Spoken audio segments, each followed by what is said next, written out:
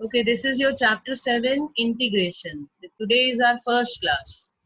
अब इसके लिए मैंने आपको पहले ही बताया है कि फॉर्मूलेज ऑफ डेरिवेटिव्स जो डिफरेंशिएशन के फॉर्मूलेज हैं वो याद होने चाहिए, तभी हम ये वाला चैप्टर कर पाएंगे। तो यहाँ देखिए, जैसे आपका पहली स्क्रीन आ रही है, ये देखिए, ये फॉर्मूले हम यहाँ पे रिवाइज करेंगे। अब आप देखते जाइए कि यहाँ क्या है। Integration is an inverse process of differentiation. Everything is taken from your text book only. अब यहाँ पे मैं टेक्स्ट बुक फिर मोबाइल को स्टैंड पे लगाऊं और उससे दिखाऊं, इससे बेहतर है कि उसको मैंने स्निपिंग टूल से स्निप करके यहाँ पे दिखा दी। तो यहाँ देखिए क्या लिखा है, integration is the inverse process of differentiation. बिल्कुल उसका रिवर्स है, बिल्कुल उसका उल्टा चलता है। Instead of differentiating a function we are given the derivative of a function and asked to find its primitive that is the original function. Such a process is called integration और anti differentiation। इन दोनों नाम में से कुछ भी लिखा होगा, written integration or it is written anti differentiation or it is written anti derivative, इसका मतलब यही है कि आपने उसका इंटीग्रेशन निकालना है।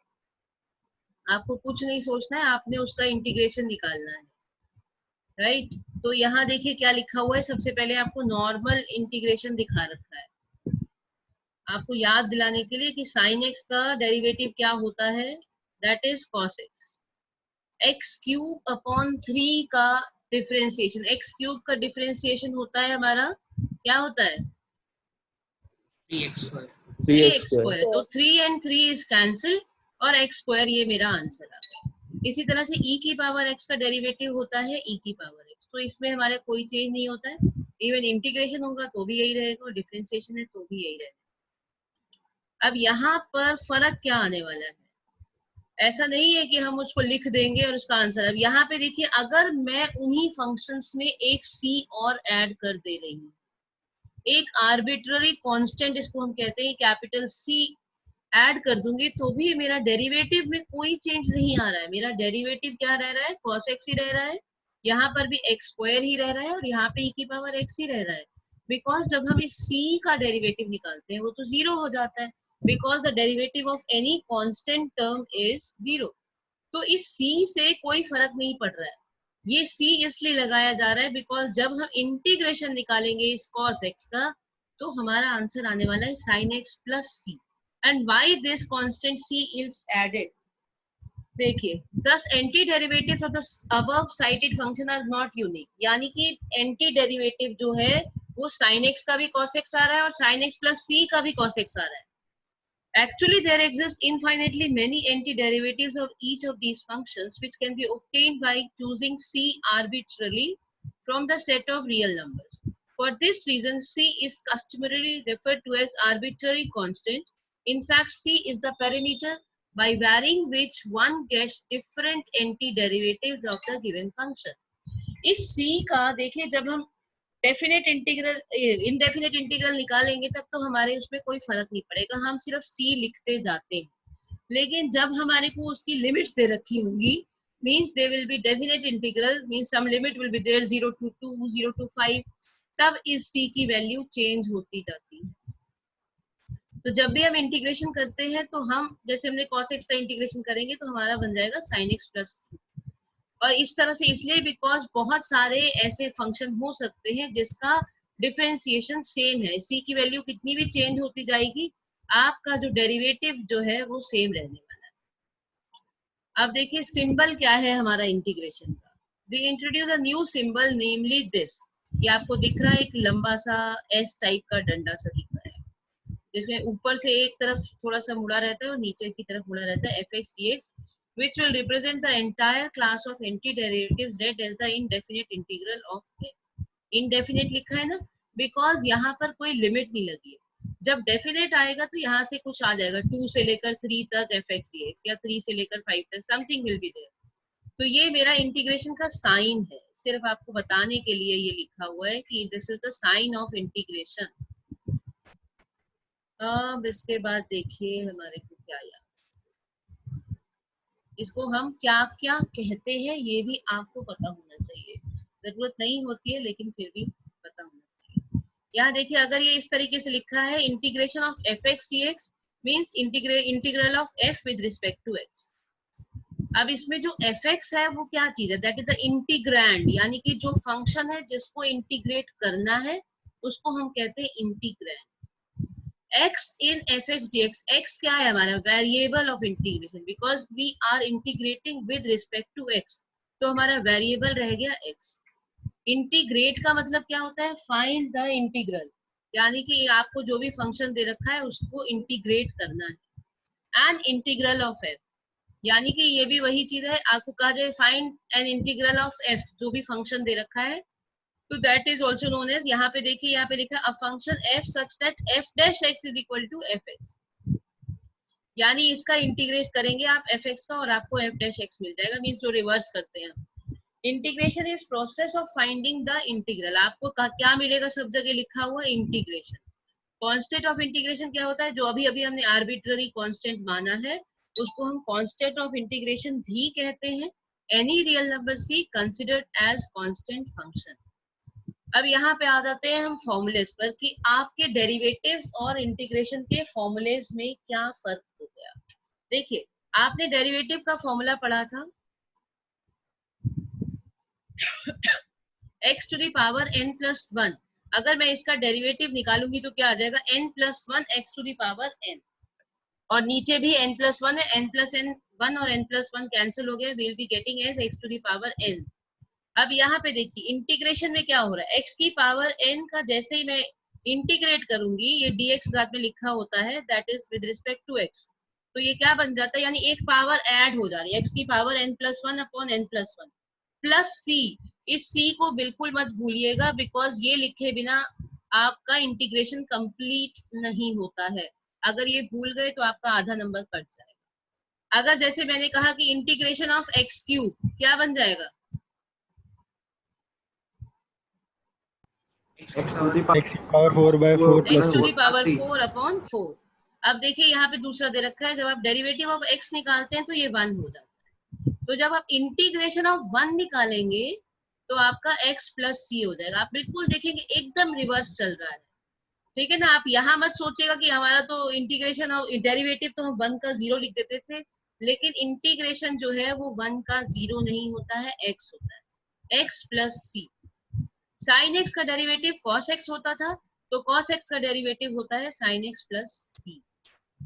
अब यहाँ पे आ जाता है, मैंने देखो यहाँ पे हमने क्या पढ़ा था कि कॉस एक्स का डेरिवेटिव होता है माइनस साइन एक्स, लेकिन हमने क्या किया, उस माइनस को हमने इस तरफ ले आए हैं, तो derivative of minus cos x होता है साइन एक्स, तो इंटीग्रेशन ऑफ साइन एक्स होता है माइनस कॉस एक्स। यहाँ ध्यान दीजिएगा, वहां पर कॉस एक्स का माइनस साइन एक्स होता था, यहाँ साइन एक्स का minus cos x plus c. Derivative of tan x is sec square x, तो integration of sec square x is tan x plus c। Derivative of minus cot x is cos x square x, तो यहाँ पे integration of cos x square is minus cot x। ठीक है ना, ये formulas हैं जो आपको याद करने, it is given in your book, आप अपनी बुक में देखते जाइए और मार्क करते जाइए, एकदम याद कर लीजिए इन फॉर्मूलेज को। अगर आपको डेरिवेटिव्स के याद है तो इंटीग्रेशन के याद करने में बिल्कुल भी तकलीफ नहीं होने वाली है। sec x का डेरिवेटिव होता था sec x tan x, तो sec x tan x का इंटीग्रेशन निकालेंगे तो direct sec x plus c। इसी तरह से derivative of minus cosec x is cosec x cot x, तो cosec x cot x का इंटीग्रेशन निकालेंगे, हो जाएगा minus cosec x plus c। अब यहाँ पे इनवर्स का आ गया, हमने इनवर्स के भी पढ़े हैं। Derivative of sine inverse x is 1 upon under root 1 minus x square, यहाँ पे हो गया integration 1 upon under root 1 minus x square का साइन इनवर्स x प्लस। इसी तरह से कॉस इनवर्स x का जो भी माइनस हमारा आ रहा था, माइनस को हम ले आते हैं डेरिवेटिव साइड में। यहाँ पे कॉस इनवर्स x का हमने पढ़ा था minus 1 upon under root 1 minus x square, तो उस माइनस को मैं इधर ले आई हूँ ताकि जब मैं इसका इंटीग्रेशन करूंगी तो मुझे पता होना चाहिए कि माइनस इसके साथ भी लगता है, minus cos inverse x plus. Similarly tan inverse x का 1 अपॉन 1 प्लस एक्स स्क्वायर, तो 1 अपॉन 1 प्लस एक्स स्क्वायर का integration tan inverse x plus. यहाँ पे कॉट इनवर्स एक्स का -1/1 प्लस एक्स स्क्वायर होता था, तो हमने लिख दिया है माइनस कॉट इनवर्स एक्स का 1/1 प्लस एक्स स्क्वायर। तो इंटीग्रेशन देखिए यहाँ पे 1/1 प्लस एक्स स्क्वायर का tan inverse x plus C भी है, 1/1 प्लस एक्स स्क्वायर का minus cot inverse x plus C भी है। आपको जैसी जरूरत होगी आप वैसा लिख पाएंगे, ठीक है ना। ये दोनों फॉर्मूले लेफ्ट हैंड साइड सेम। इसी तरह से देखिए सेक इनवर्स एक्स का आपने पढ़ा था, ये भी यहाँ पे लिख दिया है। कॉसेक इनवर्स एक्स का ये भी ई की पावर एक्स, ई की पावर एक्स का ई की पावर एक्स ही रहने वाला है, यानी ई की पावर एक्स का डेरिवेटिव भी सेम और इंटीग्रेशन भी सेम, बस ये प्लस सी लगना जरूरी है। लॉग एक्स का डेरिवेटिव होता है 1/x, तो 1/x का इंटीग्रेशन होएगा लॉग एक्स प्लस, यहाँ आ जाता है derivative of a to the power x upon log a। यहाँ पे देखिए इंटीग्रेशन ऑफ a की power x, a to the power x log a, क्योंकि यहाँ पर अगर हम a की पावर x का डेरिवेटिव निकालते थे तो क्या आता था log a to the power x, और log a और log a कैंसिल हो गया तो a की पावर x। तो यहाँ पर ये देखिए ये फॉर्मूला है जो शायद आपको कम याद रहता हो, ये भी है यहाँ पर, इसको याद करके। एक चीज और बताऊंगी अभी मैं इसमें, हाँ ये चीज आपको, अगर यहाँ पर हमारा होता था डेरिवेटिव ऑफ साइन 2x, तो हम क्या लिखते थे 2 cos 2x, 2 cos 2x, ठीक है। तो यहाँ पर क्या हो जाता है, जो 2 हमारा आगे आ जाता था इंटीग्रेशन में वो नीचे चला जाएगा। अगर मैं इंटीग्रेट करूंगी साइन 2x का तो यहाँ पे हो जाएगा माइनस कॉस 2x अपॉन 2, जो भी आपका कोफिशिएंट होगा x का वो नीचे डिनोमिनेटर में चला जाएगा। अभी हम क्वेश्चन करेंगे तो आपको और ज्यादा अच्छे से दिखेगा। यहाँ देखिए जैसे इन्होंने लिखा है, write an anti derivative for each of the following function using the method of inspection.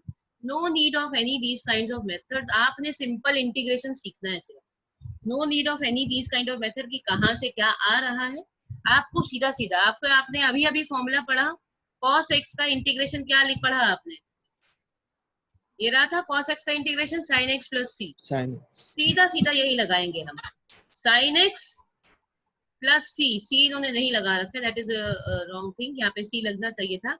और मैंने क्या कहा कि जो भी x का कोफिशिएंट है that should come in the denominator. यहाँ पे आपको ये चीज याद रखनी है कि जो भी x का कोफिशिएंट होगा वो नीचे आएगा डिनोमिनेटर में, sin 3x होगा तो 3 नीचे आ जाएगा, 4x होगा तो 4 नीचे आ जाएगा, तो हम डायरेक्ट लिखेंगे यहाँ पे cos 2x का integration that will be sin 2x upon 2 plus C. अब जैसे आपका ये है 3x square plus 4x cube, बिल्कुल छोटे छोटे से इंटीग्रेशन पहले हम कर रहे हैं, 3 कांस्टेंट है उससे हमें कोई लेना देना नहीं है, सिर्फ x स्क्वायर का इंटीग्रेशन करेंगे, क्या बन जाएगा x cube upon 3, x cube upon 3, और 3 कैंसिल हो गया, तो यहाँ देखिए आपको दिख रहा है लास्ट में ये x क्यूब बन गया। इसी तरह से 4x क्यूब, तो 4 तो वैसे ही रहेगा, x क्यूब का करेंगे तो क्या बन जाएगा x की पावर 4/4, x की पावर 4 अपॉन 4, और 4 और 4 कैंसिल हो गया, तो हमारा आंसर बन गया x cube plus x to the power 4। These are the examples of your book, सिर्फ बिगिनिंग करने के लिए ये करवा रही हूँ, फिर एक्सरसाइज करेंगे तो आप आसानी से कर पाएंगे। मैम हाँ जी बोलो। मैम वो अपॉन वाला समझ नहीं आया, अपॉन में क्या लेके जाना है? ये जो कोफिशिएंट दिख रहा है x के साथ में लिखा हुआ 2, ये दिख रहा है cos 2x लिखा हुआ है, यस मैम। तो ये जो कोफिशिएंट होगा जो भी x के साथ में होगा, डेरिवेटिव में क्या करते थे उसको हम यहाँ आगे लिख देते थे, यहाँ पर लिखते थे, इंटीग्रेशन में होने के बाद में ये नीचे चला जाता है डिनोमिनेटर में, ये देखो ये 2 नीचे आ गया है, ठीक है, ये चीज याद रखनी है। ठीक है। अब यहाँ देखिए आपका एग्जाम्पल नंबर 3 है, ये sin x plus cos x, ये आपको डायरेक्ट दिए जा रहे हैं because just to learn the formulas, ताकि वो अच्छे से आपको फॉर्मूलेज याद हो जाए। sin x का हो गया माइनस cos x का हो गया sin x प्लस सी लगाना नहीं भूलना है, then it is cosec x और cosec x plus cot x, तो हमने इसको अंदर मल्टीप्लाई कर दिया, cosec square x plus cosec x cot x बन गया। यहाँ पे इसके बाद direct formula minus cot x होता है हमारा cosec स्क्वायर x का, और cosec x cot x का होता है माइनस cosec x प्लस, यहाँ पे बिल्कुल सीधे सीधे फॉर्मूले, नथिंग बिग इज देयर। तो ये एकदम जैसे 1 मार्कर क्वेश्चन जैसा आपको दे दे, हो सकता है इसको 1 मार्कर में दे दिया भी जा सकता है। आपको इसमें कोई और साइन पलट पलट के दे देंगे, कहीं पे प्लस लगा देंगे, कहीं पर एक प्लस एक माइनस लगा देंगे। तो आपको अगर फॉर्मूले कंफर्म होंगे तभी आप सही वाला चूज कर पाएंगे, वरना नहीं कर पाएंगे। अगला देखिए क्या दिया है, 1 minus sine x upon cos square x. अब इसको कोई इसको डायरेक्ट करने की कोशिश कर लेगा, लेकिन नहीं करने की जरूरत है। इसको इन्होंने पार्शियली ब्रेक कर दिया, 1 अपॉन कॉस स्क्वायर एक्स को कर दिया और ये सेक स्क्वायर एक्स बन गया, और इसको किया तो sign x upon cos square x बन गया, जो कि मेरा बन गया sign x upon cos x, जो टैन एक्स बन गया, और 1 अपॉन कॉस एक्स जो है वो सेक एक्स, क्योंकि हमें इसका इंटीग्रेशन डायरेक्ट पता है। सेक स्क्वायर एक्स का होता है टैन एक्स और टैन एक्स सेक एक्स का होता है सेक एक्स प्लस सी। तो ये आपका जो एग्जाम्पल नंबर 3 है that is just direct formula based. यहाँ पर आपकी एक्सरसाइज शुरू हो जाती है। This is your exercise. हाँ जी, एग्जांपल 2 क्या एग्जाम्पल 2 इसमें नहीं लिखा है, क्यों, क्या होगा एग्जाम्पल 2 में?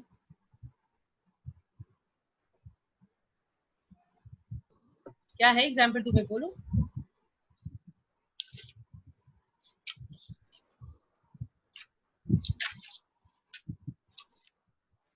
क्या हो गया एग्जाम्पल 2 में? आसान तो है, क्या हो गया? X cube minus 1 upon x square, again partially break कर दिया है, बस उसको फिर उसके बाद वही लगा दिया है आपको इंटीग्रेशन की direct property. Nothing big is ma'am there. Example 3 का थर्ड पार्ट। एग्जाम्पल 3 का थर्ड पार्ट, ये तो अभी करवाया है एग्जाम्पल 3 का थर्ड पार्ट। वही ये समझ नहीं आया। ये वाला, इसको यस ब्रेक मैम। कर दिया, 1 upon cos square x minus sine x upon cos square x. इसको लिख सकते हैं ऐसे, we can write it like this ना। इसको पार्शियली ब्रेक कर दिया, अलग अलग लिख दिया। क्या चिराग? मैम प्लस माइनस में ऐसे ब्रेक कर सकते हैं बिल्कुल डायरेक्टली? प्लस माइनस में ही ब्रेक कर सकते हैं। इसको नहीं आता तुम्हें लिखना कि 1 अपॉन कॉस, अगर मैं मैम इसको इंटीग्रेशन दोबारा से एलसीएम लूंगी तो क्या आएगा, यही तो आ जाएगा। I don't know, you are not ma'am doing वो दिस। एलसीएम, हाँ बोलो। मैम वो तो समझ आ गया था, लेकिन हाँ वो ये समझ नहीं आता कि मतलब डायरेक्टली ऐसे ब्रेक मतलब अलग अलग लिख सकते हैं। बिल्कुल अलग अलग लिख सकते हैं। डिनोमिनेटर इसमें और इसमें कोई फर्क नहीं है। 1 minus sine x upon cos square x is equal to 1 upon cos square x minus sine x upon cos square x. इसको आप बिल्कुल अलग अलग लिख सकते हैं, ठीक है ना। इसको इंटीग्रेशन की ये प्रॉपर्टी है कि अगर आपको 2-3 फंक्शन दे दिए जा रहे हैं तो आप उनको अलग अलग इंटीग्रेट कर सकते हैं। तो यहाँ पे देखिए ये अलग अलग हो गया, 1 अपॉन कॉस स्क्वायर एक्स जो कि सेक स्क्वायर एक्स बन गया, और साइन एक्स अपॉन एक कॉस एक्स के साथ में टैन बन गया, और फिर डिनोमिनेटर में जो कॉस एक्स बचा हुआ है दैट इज वो 1 अपॉन कॉस एक्स है, तो वो सेक एक्स बन गया, ताकि हम इसका डायरेक्ट फॉर्मूला यूज कर पाए। चलिए एक्सरसाइज शुरू करें। ये मैम तो देखिए अगर मल्टीप्लाई में होंगे तो उससे भी अलग लिख सकते हैं? मल्टीप्लाई में तो वो मल्टीप्लाई में रहेंगे, बीच में प्लस माइनस तो है ही नहीं, तो ब्रेक कैसे करेंगे। ओके। यहाँ देखिए साइन 2x का डायरेक्ट आंसर करेंगे हम, डायरेक्ट, क्योंकि हमें इसका फॉर्मूला पता है। साइन एक्स का होता है माइनस कॉस एक्स प्लस सी। यहाँ पे इन्होंने सी नहीं लगाया बिकॉज इन्होंने लिखा है कि इंस्पेक्शन मेथड से करें। इंस्पेक्शन मेथड कहीं नहीं आता, आपने डायरेक्ट सीखना है क्या, इंटीग्रेशन। साइन एक्स का होता है माइनस कॉस एक्स, ये देखिए माइनस कॉस 2x, और ये 2 जो है वो क्या है हमारा कोफिशिएंट एक्स के साथ में जो आएगा हमारे डिनोमिनेटर में, ठीक है ना। ये 2 नीचे आ गया। इसी तरह से e की पावर 2x है, तो हमें पता है कि e की पावर x का e की पावर x ही रहता है। तो हमने क्या करना है, x का जो कोफिशिएंट है 2 कहाँ आ जाएगा, नीचे। ध्रुव समझ में आया? ये 2 जो है x का कोफिशिएंट, ये यस नीचे मैम। लिखना बिल्कुल नहीं भूलना है। अगर e यस की पावर 4x होगा तो नीचे 4 आ जाएगा। ये बिल्कुल बिगिनिंग है, आज ही करेंगे आप इस एक्सरसाइज को, तभी आपकी समझ में आ पाएगा, वरना नहीं आ पाएगा। ये देखिए ये आपका मैम है। हाँ बोलो। मैम ये जो इसके स्टार्टिंग स्टेप्स में पहले डेरिवेटिव निकाला है वो हमें लिखना है? बिल्कुल नहीं करना है, आप डायरेक्ट करेंगे, आप डायरेक्ट करेंगे, आपको नहीं निकालना है इंस्पेक्शन मेथड से, ठीक है। अब यहाँ देखिए ये यस मैम। आपका आ गया, 2 फंक्शन है यहाँ पे। अब देखिए आपके 2 फंक्शन है तो आपको इसका इंटीग्रेशन करना है। यहाँ पे हो गया आपका साइन 2x। साइन 2x का क्या होता है, अभी अभी बताया था minus cos 2x Minus minus cos 2x upon बिल्कुल सही। और ये हमारा हो गया, और ये दूसरा वाला है -4e⁻3x।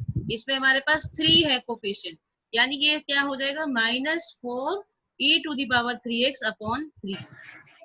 ठीक है, ये रहा।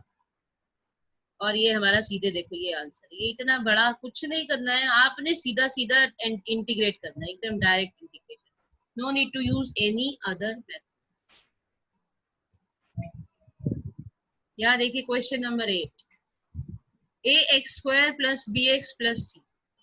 ax², a तो हमारा कांस्टेंट है, इस पे कुछ नहीं फर्क पड़ने वाला, और x² का इंटीग्रेशन हमें करना है सिर्फ, जो कि बन जाएगा हमारा x³ अपॉन 3। इसी तरह से bx, b पे कोई फर्क नहीं पड़ेगा, x का इंटीग्रेशन करेंगे तो ये बन जाएगा x² अपॉन 2। इसी तरह से जब c का करेंगे तो हो जाएगा c और इंटीग्रेशन ऑफ 1। यहाँ पे ये चीज बिल्कुल बहुत गलत कर देते हैं सब लोग, इसको यहाँ पे 0 कर देते हैं। अभी अभी बताया था इंटीग्रेशन ऑफ 1 जो है वो x होता है, तो ये मेरा बन गया cx प्लस c1। c1 क्यों लिखा, अगर मैं इसको भी c लिख देती तो इस c और इस c में क्या फर्क रह जाता, इसलिए उसको c1 इन्होंने कर दिया, where c1 is the constant of integration. तो आपको ये चीज ध्यान रखनी है, अगर आपको किसी वेरिएबल में c दे रखा है तो आप इसको उससे अलग लिखेंगे, या तो कैपिटल C लिख दीजिए, C1 C2 कुछ उस तरीके का लिख दीजिए, तो दैट इज ओके, राइट। अब इसमें देखिए आपका अगला सवाल है